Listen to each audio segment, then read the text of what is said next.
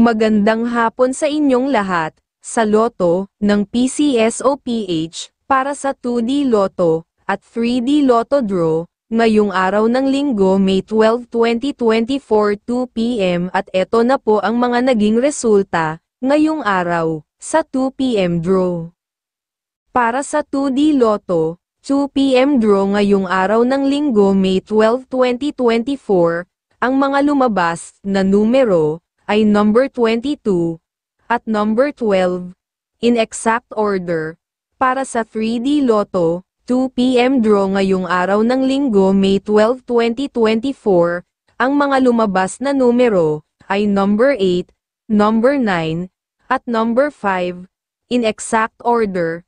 Maraming salamat po sa panonood at mamaya pong muli sa 5 p.m. draw ng 2D Lotto at 3D Lotto.